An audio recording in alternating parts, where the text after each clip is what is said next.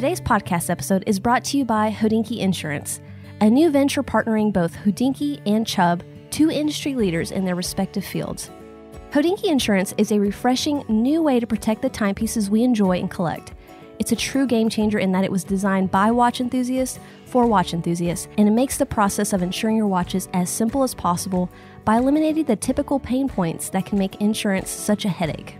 Stay tuned later in the episode for more information, and be sure to check out insurance.hodinkee.com or download the Hodinkee app on iOS or Android. Hey everyone, welcome to the 10 and 2 podcast. I'm Kat. I'm Catlin. And we're here every week talking watches, photography, adventure, and exploring the world of horology.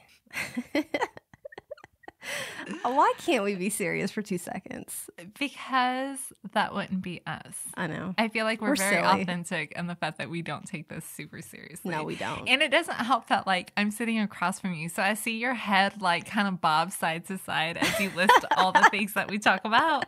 And so, like, it makes me chuckle. And Yeah. the situation is when we record together, once one of us, like, smirks, like, not even It's all laughs, over. just a smirk is all that it takes, and it is all over. Pretty much. So you guys should see when we record our ads, we can't like face each other or be in the same room together, basically, because we just, we it's can't. bad. I made Catlin move earlier. She had to go to the other side of the room. Because even if I'm not looking at her, if I'm on my phone, all it'll take is just like one little smirk, and then she starts laughing. And I can't help it. there's a lot of language that gets used too during our advertising recording. I'm glad that they don't hear that. Oh man! So what is going on, Kat? Same old, same old. We've been busy. We have 10 and 2's been busy here at the headquarters. Do we have a headquarters? I don't know. Is this an official This room is our headquarters / studio.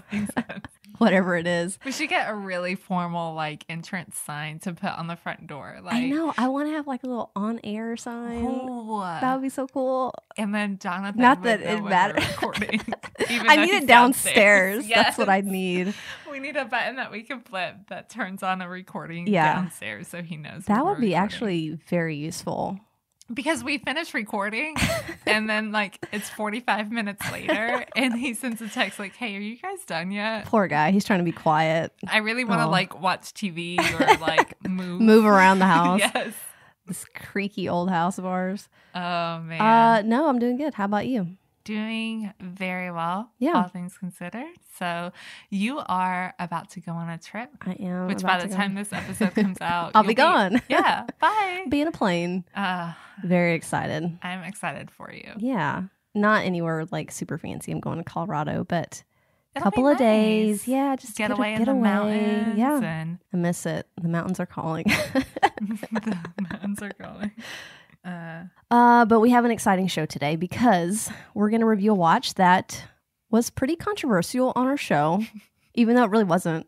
People made it way more of a controversy than what it was. Because here's the thing. We actually like the watch. We didn't like how the watch came out, and we're talking about the Tudor Black Bay 58 navy blue. Mm-hmm. We did not talk bad about this watch. We actually like the watch. I will say, I'll call myself out. I said that it was unoriginal, and I still feel that way. It was safe. No matter what, it was safe. Yeah. And as a watch enthusiast, I want more and I expect more, and I have no problem wishing that brands would do something a little bit different. I could see that. Yeah, I did say that it was a safe option. It's a blue steel sports watch. Ooh, like, hey, wait, do you think this will sell? I'm sure like nobody at Tudor asked that question. So yeah, I said it was safe. But when we originally talked about this watch, our quote unquote rant was for the industry in and of itself, and not necessarily brands, but dealers, ADs, and just kind of the chaos that kind of went around with the launch of this watch. But everybody assumed that we hated it. So I don't know why. Yeah. But so a little bit of history about Tudor. If you don't already know, and some people don't know this, but Tudor is actually owned by Rolex. It was founded by the same founder, Hans Wilsdorf. And actually, I didn't know that. In all seriousness, really, I knew that they were like owned by the same company, but I didn't realize that they were both founded by Hans. Okay, look at me learning things during our podcast. Yeah. Learning is fun. But it's been referred to as the poor man's Rolex for a very long time. And the reason is because he had an idea for this brand to be more affordable, but not to sacrifice a ton of quality either, which I really like the idea behind. And so the first Tudor watches were released around 1932, and I won't get into like super deep history about this, but they were actually made exclusively for the Australian market, which was something new I learned when I was kind of digging into Tudor a little bit. No idea. I'm like about to grab a pen and paper and take notes. I feel like you'll have this episode to listen to, Kat. I'm going to post a Tudor pop quiz after this episode. There launches. You go. I hope all this stuff is right because I did some Google search. Maybe I'm hoping it is. It's from Wikipedia. Yes. I promise I did not use Wikipedia. I promise. Tudor did launch their first dive watch around 1954, and that was the Oyster Prince Submariner, which was only waterproof to 100 meters, which is not a whole lot for that, but it was more than enough for kind of that time period. And then 1958, they increased that to 200 meters, which is what we're familiar with today. And in the 60s, they started to use the snowflake hands, which is what we're super familiar with on these Tudor Black Bay models. And of course, they've had a huge line for many, many years. Tudor's kind of known to do some things that I think are a little out of the box, sort of. They tend not to play it as safe as Rolex, You're which talking is about the PO1, huh? No, I'm not even talking. I'm not even going to go there today. Don't get me started on that watch. Whew. That's an interesting piece. But yes, they tend not to play it very safe, and I like that. I've always respected the brand a little bit more because of that. And in 2009, they started doing the Heritage series with the chronos, and that really brought Tudor kind of out of the shadows a little bit and kind of reinvented the brand. And then in 2012, they released the first Black Bay line, which was the ETA version, the Smileys, as many people have referred to them as. I used to have one. They were great. They were like pretty much a poor man's Rolex Submariner. Different colors. They had black, they had red, they had blue. Very, very popular. And then a couple years later, they introduced the in-house movements in those Black Bay Heritage line. And of course, with the in-house movement, they became real chunky. Chunky monkeys, as I call it. They became thick. Oh, I love the term. Chunky monkey is such like a Southern term. I love it. Yeah, so they are quite thick. But in 2018, Tudor released the Black Bay 58, which we all know and love today. And pretty much the perfect dimensions on this watch, 39 millimeters. Fits great, looks great, vintage inspired. It was pretty much what everyone wanted from Tudor. And that brings us to the watch we're going to talk about today, which is the Tudor Black Bay 58 Navy Blue. Yeah. And boy, it's a stunner. Yeah, it is. But before we dive into it, let's go over some specs. Okay, so in July of this year, Tudor introduced the Black Bay 58 Navy Blue. Also, why didn't they just call it the Blue Bay? I feel like that would have been the Blue Bay would have been so good. So good, so easy. I think they just wanted to keep along with the... Overachievers. So as Kat mentioned earlier, it's a 39 millimeter case. The thickness is only 11.9 millimeters, and it's a 47 millimeter lug to lug. I can't emphasize enough like how great these measurements are, especially on the wrist. Set in stainless steel, has a blue dial with an aluminum bezel. Applied indexes, of course, it has the traditional snowflake hand, 200 meter water resistance with a screw down crown. You have luminescence on the hands and markers, operated by the MT 5402 caliber, which is just a traditional 3-hand movement with the hours, minutes, and second hand. But with that, you get a 70-hour power reserve, which is really freaking phenomenal. Plus, it's a cost certified movement.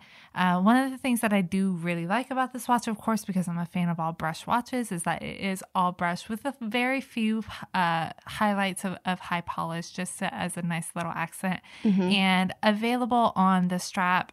It's available on like a nylon strap, a NATO strap, or a stainless steel bracelet. The one that we had in for review is $3,700 on the bracelet. Yeah, that's the specs. That's the specs. That's all the facts. So, all right, I put this disclaimer out every time that we do a watch review. basically, that was all the facts. The rest of everything we say, these are questions that we ask ourselves every time that we want to, if we're buying a watch, these are things that we really consider before we purchase a watch. So these are what really matter to us and the things that we think about. Also, this is definitely not a sponsored, Tudor does not touch us, y'all. We don't do any sponsored reviews. No, but it's not. We do want to start clarifying that a little bit more because questions have been asked. This is a friend of ours, our friend Mark, let us borrow his watch. Graciously let us borrow his brand new watch. Even wore it. It still had stickers on the bracelet. I was so careful with it too. I was so afraid. So unlike some of our other reviews where we really did wear the watch for a week, while we both had this one for several days, and I did put it on the wrist, we just were very, very careful with it because it just was a brand new piece of our friends. So we wanted to make sure to take extra care. But we both have had experience with the Black Bay. I had the Black Bay 58 original for about a month or so last year. So I'm already pretty familiar with the watch. Why are you laughing? Because you had it for a month or so. that was during Kat's uncertain days. That wasn't mine. I didn't buy it. Okay. That was from a friend. I thought that you owned one at one point. I did own the ETA. I owned a burgundy or red dial. The red bezel. Right. I do remember. Yeah, that was before us. That was before us. That was a previous relationship. Oh, man. So first question that we want to ask ourselves and that we do ask if we're looking at a watch is really break down features. What is your favorite and least favorite feature? Yeah. So let's start with our favorite things about this watch. So Kat, specifically, what is your favorite feature? So I think here, and we did talk about that this is a navy blue watch, but this is different from the Black Bay 58, the original version, whereas it was a gilt dial, gilt hands, and had that, it was very vintage inspired. Now this one is too, if you look at the old blue snowflakes. However, it's so much more modern, and the blue dial here, which is my favorite thing about the watch, which is really probably what surprised me the most when we got it in, is the color of blue the hue that they used for this. It's almost like in the sun, you'll see some like gray in it. It's like a gray blue. Yeah. Now, some people I've seen where they don't like the bezel. I don't know if maybe you were saying this, the bezel and the dial don't match. No. Was that not you? I felt like they matched pretty well, actually. To me, it just depended on the light you were in. Sometimes the dial looked a lot lighter. Sometimes it looked a lot darker. But again, the blue is so well done here. And it wasn't captured as well in photos. I think it's one that you really have to see in person. And the non-gilt was such a good choice here. I know people really wanted it to have those gilt hands, but I'm glad it didn't. It just gives it a completely different. You could have both Black Bays in your collection, both of these 58s, and they're two totally different watches. I agree, and I was one. Like I remember when everybody was speculating over what this watch was going to look like, and I remember seeing a gilt rendering, and I loved it. But now that I see it in person, and I've had fresh. It in person. It is. It's very crisp, and it's so modern that way. And I like it because it is more of a heritage styled watch. Yeah. But they've taken it and made it really, really modern and really contemporary. Absolutely. What's your favorite thing? So this was actually the first time I've had hands-on experience with a Black Bay 58. Yeah. Ever. I've probably held one or two during the Watch Club meetup, but that was really about it. Wow. So really, and I did if I was sitting on the couch, on soft surfaces where I wasn't going to scratch anything. I know Mark is going to listen to this episode what did you do with my watch? I was so careful. So careful, Mark. Don't worry. But the way that it sits on the wrist, it is insane. And I like big, chunky watches. I've always been a fan of them. But it felt so comfortable. It probably has to be the most comfortable watch that I've ever worn. In all reality, that was a larger size watch. The curved lugs, it's so smooth on the wrist, and it has such a low profile. And I think that's one thing that really surprised me. Yeah, because I expected it to be a little bit bigger and a little bit bulkier. It's so surprising for a dive watch. When you think dive watch, you don't think slim. Now, to me, and I'm sorry, I'm taking away from you for a second. This fit really, really closely to my Explorer 2, the 16570 or a vintage sub. It has those dimensions, and it feels like that on the wrist. Yeah, I would totally agree with that. It was just incredibly comfortable, and I loved the way not only it felt on the wrist, but I loved the way it looked on the wrist. You know, I love to wear big, bulky, you know, clunky watches. I have a 6 3/4 inch wrist, so it looks a little ridiculous, but I rock it and I wear it. Okay. No, I'm not going to say it does because it looks ridiculous on you. I own up to that. Like I'm okay with that. But this is one of those watches that it did not look big. It didn't look clunky. It looked like something that really any wrist size could wear. Yeah. Like I have, you know, like we have less than 7-inch wrists. Mark, whose watch this is, I think he's over 7.5-inch wrist, and it looks phenomenal on him as well. And I like that it's very universal and it's really done incredibly well. Mm-hmm. Absolutely. Okay, so let's talk about least favorite feature. Yeah, what so you got? My least favorite feature is the riveted bracelet here, Okay. which I have on my Harrods Black Bay too. It's my least favorite feature about that watch.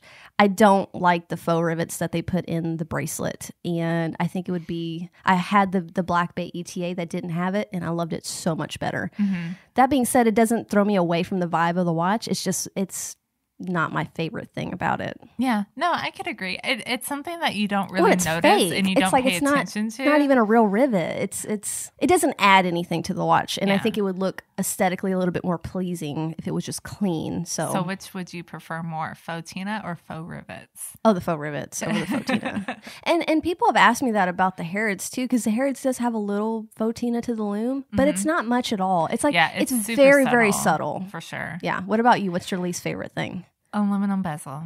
Yeah. I'm not. I feel like the watch would have looked totally different with a ceramic bezel. I don't think it would have looked as nice, honestly. Yeah. So you take away the vintage aspect of the watch. Yeah, for the aesthetic aspects, I totally understand the aluminum bezel. I love the textured look that aluminum bezels give, especially when they have that more matte finish anyways. But scratches and fading. And I think it would look good faded. I don't like want ghosted. I don't want things ghosted. Yeah. No. I love it. No, ma'am. I want it new. You want it shiny and new? I want it shiny and pretty. No, I like the idea of ghosted. I like the idea of ghosted if I was buying a 30-year-old watch. But for a brand new watch, in 10 years, I would be really irritated. Now, I wonder if, and I don't know if Tudor does this or if any brand does this, if you could have an aluminum bezel and they could put some sort of coating on it, that way it wouldn't fade, or at least maybe it would take longer to fade. And I'm sure aluminum today is different than aluminum 50 years ago. It's probably a little bit better as far as like the paint and stuff they use on it. But still, even just scratches. But that's what I'm saying. Like, what if you could put would scratch? Like, think about AR coating on a crystal. That's AR true. coating scratches That's that. true. Now, that being said, like, I know that you can just buy replacement bezels. It's not the end of the world. It's not easy. Yeah, but then exactly, and you have to expensive. find somebody. It's probably several $100s. You have to find a place that can order it. I've never owned a Tudor, so I don't know how Tudor's like processes are. Yeah. If it's similar to Rolex, it's going to be a pain in the butt to find somebody who can order the part, and they probably have to be Tudor certified or whatever. And I don't know. If I'm wrong, like, I'll admit it. I genuinely have zero experience. I'm just saying, probably. But yeah, that's my thing. And like last night when I was really when I was doing my notes for this, I was really like trying hard to find something wrong, because I acknowledge that this watch with a ceramic bezel would not look this good. Even if it was a more matte finish to the ceramic, it would not look this good. Yeah. I fully acknowledge that the aluminum was the best way to go. Yeah. But I also know myself. I know how much I hit my watches all the time. I don't know why. I'm like that stereotypical, like all of you men who complain about, your girlfriends or wives when they wear your watches and they hit it on like every doorknob and whatever. I'm that woman. Does your Speedmaster have an aluminum bezel? Yeah. Yeah. But it's not as thick. Like, it's really thin. It's really a smaller thin, surface area. Definitely. I feel like something like this, especially it's a dive watch, so I would be wearing it outside during summer a lot. I would be wearing it at the beach, so sand, like, if I were to rub it up against a bunch of sand, pointless, because if I'm rubbing it up against a bunch of sand, then I'm also scratching the hell out of the anti-reflective coating. So I'm a hypocrite. It's fine. Yeah, it's okay. We got to be picky about something. Yeah, so exactly. If we said we loved everything, y'all would be like, oh, y'all just love everything. No. Y'all still do that. I know. Whatever. You still listen.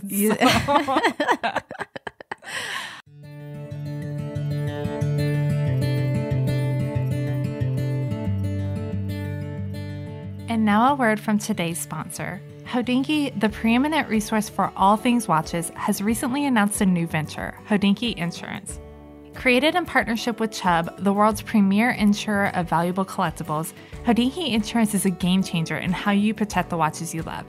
Signing up takes just a few minutes, and in most cases, you can instantly protect your watches with comprehensive insurance backed by two of the most trusted names in their industries. In most cases, you won't need independent appraisals or sales receipts, and you won't even have to speak with an agent to get your quote. With Hodinkee Insurance, there are no deductibles, and you receive full worldwide coverage with appreciation protection, meaning that you're covered up to 150% of each watch's value up to the policy limit.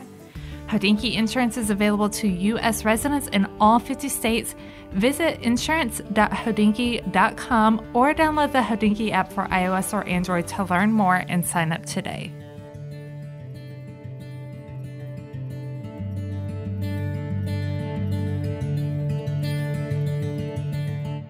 Okay. So next question is, how versatile do you think this watch is, and do you think it suits its do you think it suits its I can't talk. Do you think it suits its designate? I feel like you should just keep going. Keep trying and keep that in. Y'all, this is like the 4th episode we've recorded today, but we got one more. And we still have one more. Okay. Go for it. Do you think it suits the Scotch watches, guys? They screwed me out this morning, okay? Do you think it suits its designated purpose? Yay. All right. Yeah, so out of Versatility, I give it an 8 out of 10. You know, it's perfect for sports and casual situations. You know, I feel like you could definitely pair it with some like suede type leather, like something that has that more vintage appeal to it. Yeah. You know, definitely not something that I would wear on I would wear it on a dressy occasion, but most people probably wouldn't. But also, like, you know, as far as versatility, this is gender neutral. So it's very versatile it's versatile as far as like overall appearance. It's versatile for wrist sizes. It fits, like I mentioned before, myself and Mark, who owns this watch that we reviewed, have very different wrist sizes, and it looks great on both. It's definitely a very fluid and neutral watch for sure. So I definitely find it to be quite versatile.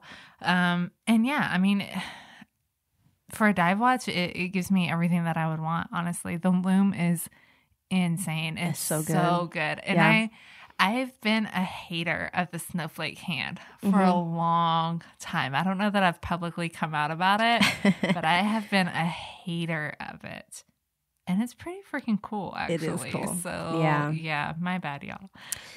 What about you? How versatile do you find it? I was the same. I gave it an 8 out of 10. Yeah. And you know, I think the original Black Bay 58, I would give that one a 10 out of 10. I think it's an all situation. It's like a black sub. I think it just goes with everything. This one a little less so, because I think it's a little bit more playful. I don't think you would wear this watch in dressier situations, only because it's blue and it stands out a little bit more. Right. But yeah, like you said, it's just a watch you can wear with anything. I think they got the sizing perfect here, and men, women, big, small wrist. I think it's like the perfect sized watch. And some people are going to say it's too small, and that's fine. You might have a huge wrist and you need something larger. In that case, go for the Heritage series. Yeah, I think that Tudor they nailed this so much. And I was going to say something else. You kind of touched on it, just the highly legible dial. The bezel action is incredible on it. It is, for sure. Now, I will say the 58 that we had in is a little harder to turn for me than my Harrods, but I think it's just because of the size, maybe. I don't know. It wasn't like the bezel wasn't hard to turn. It was just harder for me to grip. And I had the same issue when I had the original 58, but the bigger one that I have is not an issue with that at all. But yeah, I think that's... Maybe I didn't find it that way because I'm still dealing with Honey Planet Ocean bezel. Yeah, it's true. Sticky bezel. That locks up every now and then. I need to pop that bezel off and Jesus. But I think this is a watch for anyone that wants something that's a great size, gonna go with anything. It's just kind of playful. Like it's just a great looking diver. I think it's gonna last in your collection for a really long time. And if you're someone that likes to see the patina over time, this would be a really good watch to have. Yeah. I don't think it's gonna be a collectible item. I don't see that happening. I think Tudor's gonna do a lot more of these. And yeah, I'm excited to see where the line goes for sure.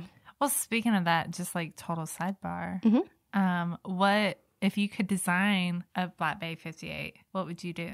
Well, I think my love for green, I would have the Harrods in just a smaller size. Yeah. Now, I don't know. We were going to talk about it a little bit later in the show, but like comparing the two, the gilt versus non-gilt, I really like the non-gilt of this. I like the polished stainless steel accents on here. So we need a Kermit. Basically. Or no, we need a Hulk. A Hulk. A Hulk. Well, I bet it comes. But my dial's dark. Yeah. It's just the green bezel, so it is more of a Kermit at the end of the day. Ooh, but a all green. Ooh, an all green Black Bay 58. That would get me. The blue is really good though. Back to the blue. I love the blue. And okay. Yeah, we'll talk about it. Yeah, here in a second. We'll get to that here in a bit. Okay. Well, so what do we think about value proposition? So on the bracelet, it retails at $3,700. How do you feel? Do you feel like it offers a fair value? I think fair value is tough. I think it's a fair value when you compare it to a Rolex Submariner. But almost $4,000, that's a lot of money for a lot of people still. Yeah, for sure. And you know, it does have the in-house movement. It's made incredibly well. I will say that. You know, the bracelets on these Black Bays, they're better than my Seamaster bracelet. Like, I'm sorry, Seamaster lovers. Like, I love this watch that I'm wearing right now, but the Tudor bracelets are better. I can't even say that today. Ugh. Can't wait to record one more. That being said, I think the price is pretty fair. I wish it was a little bit more affordable, to be honest with you. But I think the way Tudor's heading, they're getting closer and closer to kind of Rolex territory. And it's essentially a little under half the cost of a Submariner. So I think that's, for what you're getting, it is fair. Again, you're buying a brand at the end of the day. It is what it is. Comparing it to any other watches, I thought about the Oris Diver 65. Vintage inspired watch, can come on bracelet, 40 millimeters. Quality wise, the Tudor's better, but the Tudor's also more expensive. So a lot of these Diver 65, there's like 50 versions of them, but a 40 millimeter on a bracelet's around $2,500. So considerably cheaper, and you probably get a discount on top of that, you know, at an AD or something. So you ain't getting no discount on the Tudor. Sorry. If you can even get one right now, they're so hot. But what about you? What do you think? I think I'm kind of in the same position, Tudor, but I feel like this is kind of where Tudor's in an awkward place anyways, because I feel like they would even do better if they weren't affiliated with Rolex, in all honesty. But a lot of people don't know that they are. Mm-hmm. I think people outside of the watch industry don't know that. But since we do know that, and since if you're listening to this podcast, you probably know that. I feel like for the collector community, they would get more respect and more of a following if they weren't referred to as, this is the little brother of Rolex, because it sounds kind of like they're the sister company. Yeah, exactly. I feel like on their own, they make a phenomenal watch. This watch was absolutely great for $3,700. This watch definitely, it offers a lot. 70-hour power reserve is something that you don't find in watches at this price point very often. So I think that's absolutely phenomenal. It looks great. It feels great. You can feel the quality. I would probably compare it not with your generation of Diver 300 from Omega, but maybe the previous 2500 caliber, where it was a little bit of a thinner watch, and kind of smaller profile. I would probably compare it to that, or even the generations before that had the waved out, like the Pierce Brosnan Bond era. Yeah, I can see that. Diver 300s. Again, a bit of a different look, but for the same money, I think that's a little bit of a challenge when you have a brand that and it's debatable, and I'm not saying that Omega is the better brand, but I'm saying they have more of a heritage and a little bit probably more of a respect, in the watch community, because they aren't known as anybody's little sibling. Yeah. So I feel like, Tudor's in a tough spot at that point. Now, I think in the last few years, they've done amazing at setting themselves apart. They have a huge fan base now. Yeah. I agree. I think their advertising is genius. Their ambassadorships are, having David Beckham, having David Beckham and Lady Gaga. Yeah. I think that they're capturing that more younger audience, which I think works very well for them, because there is typically a younger person would have a little bit less disposable income than somebody who would probably buy a Rolex. So, and these are a little more available, not much more available, but a bit more available. They will be. That's the thing. It's like they're hot right now, but it's brand new. It's brand new. Wants it, right? But in a few months and maybe even going into next year, I think you'll be able to get your hands on one a lot easier. And I think you can easily get your name on one for right now. Yeah. They are more available than the regular Black Bay 58s. I've seen people go into ADs and buy them right out of the AD right now. So. Yeah. It just took a little time because, again, it was just such a hot item, but they definitely are. I don't think that exclusivity, it doesn't last as long as Rolex does. Rolex just doesn't go away. Forever unavailable. Forever waitlisted. Forever and ever. Forever and ever. But yeah, I agree. I think just them kind of being in the shadows of Rolex does hurt them a little bit, for sure. For me, I don't necessarily think about it. I think about its quality versus the other watches I have, and there's many ways that the Tudor Black Bay is better than my Omega Seamaster, and then there's strengths that the Omega has over the Tudor. You just kind of have to weigh those back and forth. Yeah, and I don't think Tudor's not the only brand that's in that position, and this is something that we're actually talking about. We have another podcast to record later today where we're talking about Grand Seiko and kind of the position they're in, because they're under the affiliated Seiko name with Seiko. Does that hurt them? Yeah, exactly. Yeah. So, they're not the only brand that suffers through that, but I feel like they don't get quite as much respect as they deserve, because, I see people sometimes say, oh, it's just a Tudor, it's not a Rolex. Well, honestly, I kind of like this watch better than some of the Submariners that I've seen. Yeah. So come at me, whatever. But I do. It's just, and it's all personal opinion. Yeah. At the end of the day, all of this is just opinions. For sure. So last question because I do want to, at the very end, I want to pick your brain on what everybody wants to know. But before we get to that, is this a watch that you feel would last long-term in your collection? And just kind of final thoughts about it. So I do think this watch would last long term in my collection until the next color came out that I really wanted. Until the green one. Until the green one came out, exactly.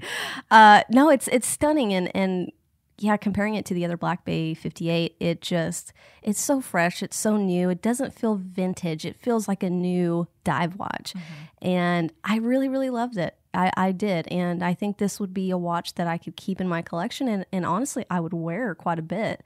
We had many late night conversations and texts over. Oh my gosh. I had some strong feelings, y'all, and Catelyn talked me down. She did a good job. She's a good friend, because the strong feelings come out, especially when you have a watch. It's sitting in your house and you're staring at it all the time. You're playing with it. You're photographing it, and I was like, ooh. Do I want to go buy this watch? Do I want to sell my Harrods and go buy this? And it was really tough. Yeah. It was really tough. But cooler heads prevail. Thank you, by the way. It's what I'm here for. Would this be a watch that you think you would keep in your collection and wear? 100%. Yeah. I absolutely enjoyed, wearing this watch when I did, very safely, Mark, just so you know. But no, I really enjoyed this watch. It was...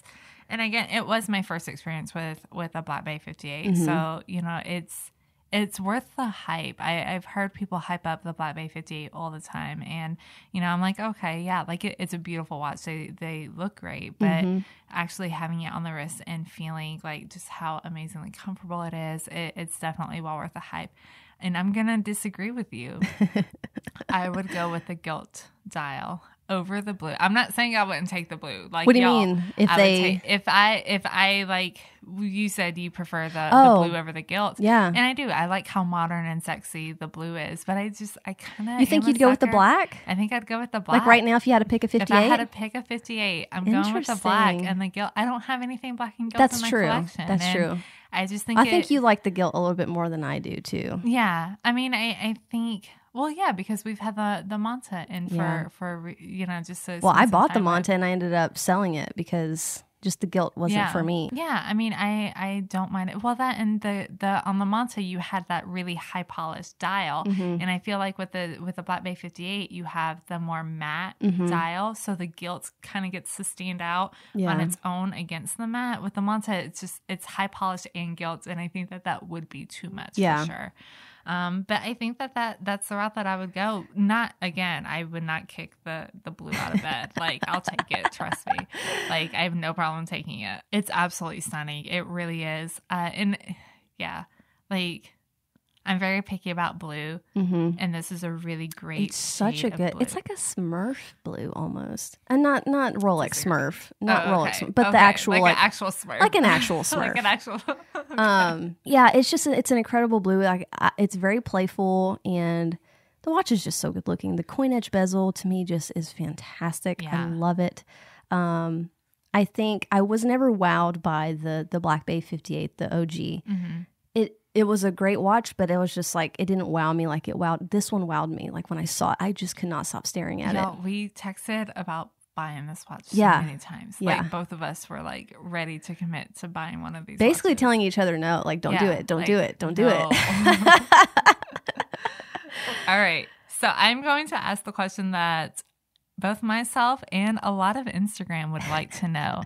And that is, how do you find the Black Bay navy blue? I was going to say Black Bay blue, but it's a tongue twister, y'all.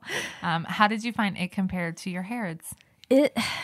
Well, first of all, it was like putting on this 58 blue it was so light. It was almost too light. Compared to your Harrods, yeah. Yeah, well, compared to my Harrods, Seamaster, like, I have huge dive watches, and it just felt so little at first. So I had to really get used to that. But, there's some subtle differences that, and guys, I'm going to put, like, I have a bunch of pictures comparing the two, and we'll put them on the website. But so the Tudor crown, or the Tudor rose that's on the crown, on the Harrods, it's actually engraved into the crown. And then on the BB58, it's stamped.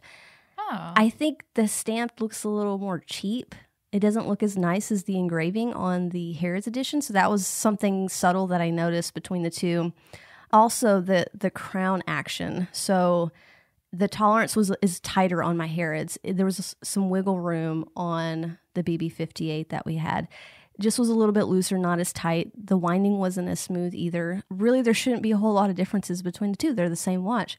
But my Harrods felt a little bit better quality than the BB58. So just some little things that I noticed. But if you're just like straight up asking me my opinion, it's tough because I think in theory, I like the blue non-gilt better. But having the green Harrods Black Bay, it's such a good watch. And it has the gilt dial. It has the gilt numerals and everything, or the indices, I should say. And I love it. It's hard. It would be really hard for me to get rid of that watch. I thought about it. It wasn't going to be hard for you when we first had this watch in. I know. And I honestly, I'm afraid if I see it again, like, I'll just have the same exact thoughts. It's just that I've had some time away from it to kind of come to my senses. And it would be hard for me to get rid of the Harrods because it is a little bit more special to me. It's not as popular as the blue. And at the end of the day, the reason I love the Harrods so much is it does give me that, like, kind of Rolex sub feel. It's big, it's chunky, and I like that. And if I didn't want that, then I guess I would go with a 58. I think I like the 58 aesthetically a little bit more. This blue one a little bit more, but I like wearing the Harrods more. So all right, it's tough. And really, the answer is that I should go buy both and have both. Like, that's the answer. That's the only logical solution. Yeah, I should just have both, and I would have two options because they are totally different, and they wear different, and they look different. Yeah, I should just go buy it. Yeah, sorry, 100%. Yeah, but I won't because I will get a divorce. But yeah, we'll post a bunch of pictures, and I took a bunch. Like I took some like showing the thickness on the wrist. And it's crazy how thick the hair is. I'm excited to check it out. Yeah. I haven't seen these photos yet. And I haven't edited them yet. They will be edited by the time this podcast airs. I didn't see them side by side. Yeah. Just because of the way that the timing and all worked out with this. When you look down on the wrist, I don't think there's a huge difference. Mm-hmm. But it's the side profile that and how it wears is very, very different from each other. Very cool. But this was fun. I'm so glad that we got to spend some time with it. I am too. It was a really cool watch. Highly recommended. If you're on the fence about it, just go buy it. You'll love it. We're not sponsored by anyone. No. I mean, we are, but we're definitely not sponsored by Tudor. No. Yeah. As everybody's like, wait, did I hear an advertisement? I thought there was an ad. Oh, wait. Is there an ad? There's probably going to be an ad in this one, yeah. Okay. All right, y'all. Well, we hope you enjoyed this review. Please feel free, head over to our website, www.tennand2.com. We will have pictures of the comparison with the Harrods, as well as just pictures of everything that we took with the Black Bay Blue, and just to be able to check that out. Be sure you're following us along on Instagram, Facebook, and Twitter. That's the other one, at Tenn and 2 Media. And that's all, y'all. Bye. Bye.